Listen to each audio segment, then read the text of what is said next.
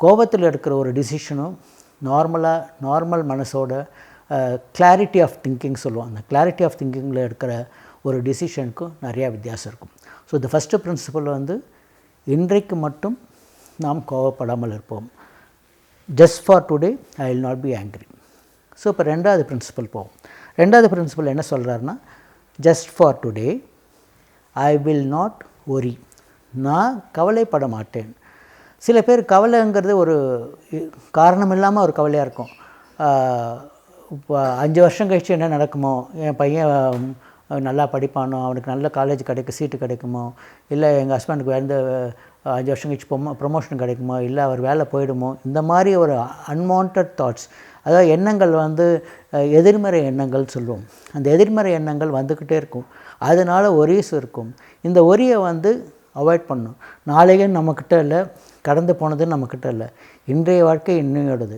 இதை வந்து நம்ம சிறப்பாக செய்ய ஃப்யூச்சரை நம்ம நல்லா வச்சுக்க முடியும். அதனால் இன்றைக்கி நல்லது திங்க் பண்ணுங்கள். இன்றைக்கி வந்து ஒரி பண்ணாமல் இருங்க, கவலையை விடுங்க.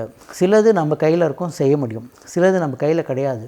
மழை நிறுத்துறதோ, இப்போ வெள்ளம் வந்தது, இதெல்லாம் வந்து நம்ம வீட்டுக்குள்ளே வராத அளவுக்கு நம்மளால் என்ன செய்ய முடியுமோ, அது என்ன தற்பாதுகாப்பு இருக்குமோ, அதே மாதிரி இது வந்து நமக்கு முக்கியம். முகக்கவசம் அணிவது முக்கியம்.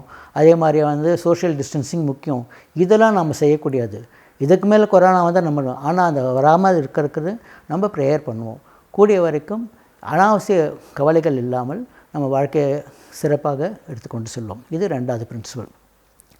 மூணாவது பிரின்சிபல் என்ன சொல்கிறாருன்னா, just for today I will do my work honestly. நேர்மைங்கிறது ரொம்ப முக்கியம். அது வீடாக இருந்தாலும் சரி, ஆஃபீஸாக இருந்தாலும் சரி, நம்ம எங்கே வேலை செய்கிறோமோ அங்கே இருந்தாலும் சரி, எவ்வளோக்கு நம்ம நேர்மையாக இருக்கோமோ, இது வந்து நமக்கு தெரியாமல் நம்ம குழந்தைகளுக்காக, நம்மளோட வருங்கால ஜெனரேஷன்ஸ்க்காக நம்ம பேங்க்கில் போட்டு வச்சுருக்கிற ஒரு பொக்கிஷம்.